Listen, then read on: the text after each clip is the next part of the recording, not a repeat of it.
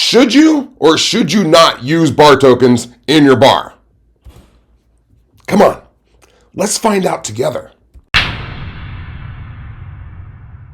Hey there, it is Dave Allred, the Real Barman here. So I got this question from @Derek2384 as a comment on one of my YouTube videos. He basically asked, how do you handle bar chips? I purchased a well-established bar and grill, and I kept taking the tokens from the old owner's outstanding chips, but now I want to establish my own more accurate and accountable bar chip or drink marker. Okay, and this is an interesting topic that I never would have thought to do a video on, so thanks, @Derek2384. You're a good egg. Okay, so let's talk about, number one, what the hell is a bar token? Okay, two, should you or should you not use them in your bar? And we'll look at different factors to consider here and the pros and cons. Okay, and three, how to get the most out of your chips should you choose to use them. Okay, now I've given away the entire video. Apparently my cliffhanger skills aren't as sharp as they probably should be, but that's all right. First off, what the hell is a bar token? All right, well, the bar token or pub token, or sometimes called a buffalo chip, has been around since the 17th century. Okay, Ireland and England and the US were using bar tokens in pubs, which could be issued if someone bought you a drink, but maybe you already had one. So they would give you a token as a form of currency for a future drink. Okay, so the bar collects full payment from the person buying the drink, and the customer has a token for future use. Does that make sense? Of course it does, because you're a smarty pants. Okay, now that leads us to the next question. Should you try using bar tokens at your bar? Well, here are the things to consider. Let's start with the pros. If you've watched my videos over time, you know that I love a novelty item that gets people talking about your place and gets them excited to come in. Okay, like the big ass mule we used to have at my piano bar. People love that thing. Okay, it would feed 4 people for a week. Okay, bar tokens are also a novelty. They are fun, they are memorable, that's a plus. Okay, in addition, they end up being quite profitable because oftentimes your customers love the idea of having a souvenir from one of their favorite drinking establishments. That would be yours. So they take the token home and they never actually redeem it, or they lose it. Okay, cha-ching. Okay, that unclaimed profit stays in your little grubby hands because now you've been paid something like $6 or whatever you value that chip for, and it's like a 50-cent token. Okay, and that happens more than you'd think, that people don't bring them back.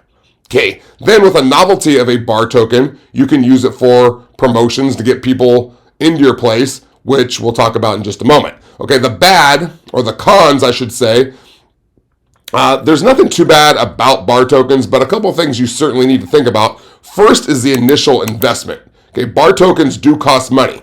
How much they cost depends on where you purchase them from and the quality of the token. But on average, you can buy bar tokens from around like 35 cents to $1 per token.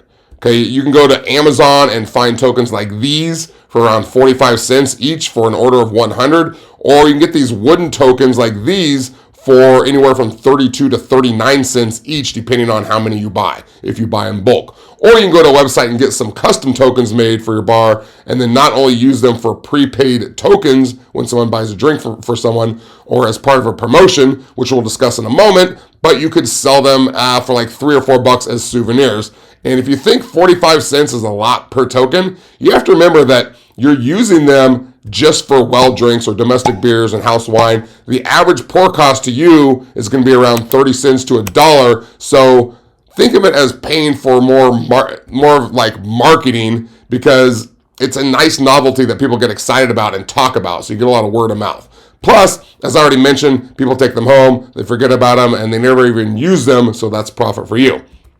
So if you started with like 500 chips to see how you liked your token program, that would run you anywhere from $200 to $500, depending on how nice of a chip you want.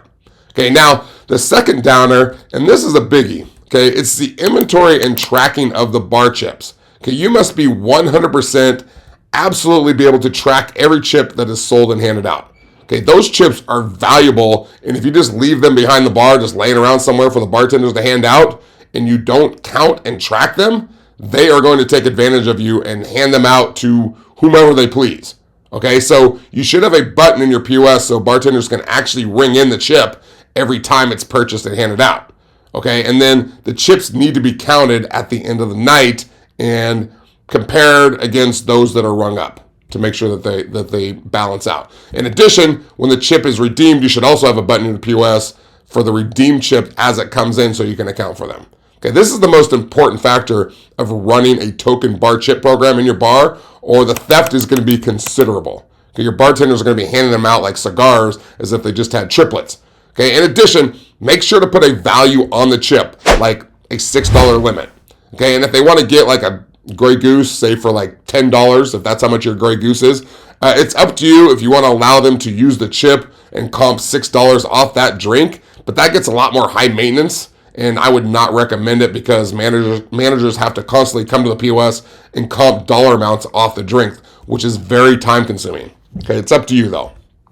Now, let's finish up with types of promotions you can do with bar tokens. Okay, first off is just the rain checks, which we've already talked about, which is a drink owed to a customer that someone else has already paid for. And believe it or not, people love doing this when they're aware that it's an option because it's fun and it actually increases your sales.